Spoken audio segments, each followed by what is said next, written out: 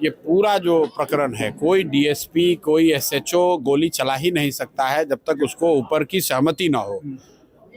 इसीलिए हम लोगों ने कहा कि जो न्यायिक जांच हो रही है उसमें हर हालत में गृह विभाग की और एसटीएफ की भूमिका को जांच के दायरे में लाया जाना चाहिए। आप उसको दायरे में लाइए, आपको पता चलेगा कि आदेश पटना से गया था। अगर एसएचओ को या किसी हवलदार को, कांस्टेबल को गोली चलाना होता तो वो तो 3 दिन से वहां पर वो चीज चल रही थी, वो लोग पहले गोली चला देते। उनके पास ये अधिकार नहीं है कि वो गोली चला दें। और ये सिर्फ जब समाज का दबाव बढ़ा है तो कहीं ना कहीं सरकार ये चाह रही है कि निचले स्तर के पदाधिकारियों की बलि चढ़ाकर अपना गर्दन फंसा ले, और जो डीएसपी को हटाया उसको तुरंत किसी अच्छे मलाईदार जगह पर पोस्टिंग करा है ताकि वो मुंह ना खोले। ऐसे केसेस में पर्दाफाश कैसे होता है? जो लोग जिन पर हत्या का आरोप लगा है 8 लोगों पर सो कॉल्ड, सरकार ने एफआईआर किया है, वो अरेस्ट होगा तो अपने आप वो बताएगा कि ऊपर के किस अधिकारी ने उसको आदेश दिया था।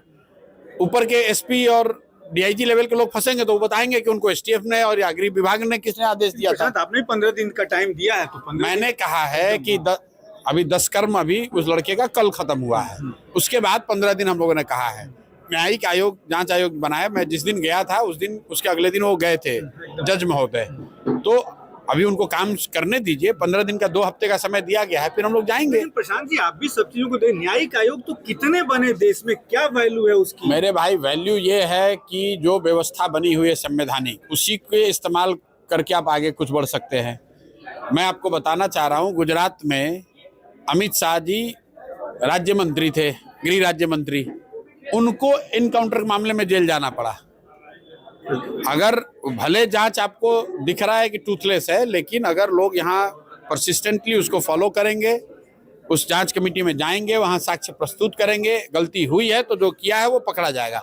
जरूरत इस बात की है कि 10 दिन की भीड़ और बाइट और 2020 मैच नहीं है, टेस्ट मैच है। आपको लड़ना पड़ेगा, उसमें लगकर लोगों को फॉलो अप करना पड़ेगा। वो हम लोग करेंगे जितना हो सके। परिवार को समर्थन आपका रहेगा? परिवार को समर्थन है, इस जाति के खिलाफ समर्थन है, सिर्फ उसी परिवार को नहीं है। इस नीति के खिलाफ हम लोग हैं जहां पर यह कहा जा रहा है कि अपराधी कहकर किसी को गोली मारा जा सकता है। पहली बात तो कि देश का संविधान इस बात का परमिशन ही नहीं देता है कि आप अपराधी को भी गोली मारिए, जब तक कि वो खुद गोली न चला रहा हो पुलिस पे।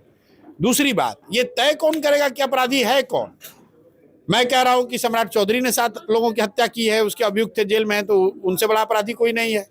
वो किसी दूसरे को अपराधी बता रहे हैं। भाई, संविधान में ये व्यवस्था बनाई गई कि कौन अपराधी है, उसका अपराध कितना बड़ा है और उसको कितनी सजा मिलेगी, ये तय करना न्यायालय का काम है, थानेदार का, एमएलए का, मंत्री का काम नहीं है। अगर आप इस व्यवस्था से हट जाएंगे तो कोई थानेदार, कोई हवलदार, कोई एसपी, कोई डीएसपी किसी को पकड़ के गोली मार देगा, बोलेगा ये अपराधी थे। इस देश में कसाब को सबने गोली चलाते हुए देखा, उसका भी ट्रायल चला, फांसी हुई। इंदिरा जी के हत्यारों का, हत्या करने वाले का ट्रायल चला, उसको फांसी हुई। गांधी जी को मारने वाले का भी ट्रायल चला। ऐसा तो हुआ नहीं कि गांधी जी की किसी ने हत्या की और कोई आया गोली मार दिया उसको।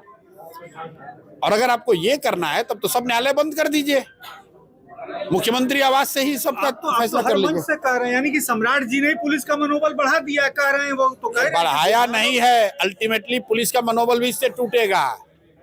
अल्टीमेटली पुलिस का भी मनोबल इससे टूटेगा। जो 8 पुलिस वालों पर हत्या का आरोप लगा है, उनको जाकर पूछिए उनकी हालत क्या हो रही होगी। उनको भी मालूम है कि आज नहीं तो कल उनको फंसना ही है, उनको जेल जाना ही है।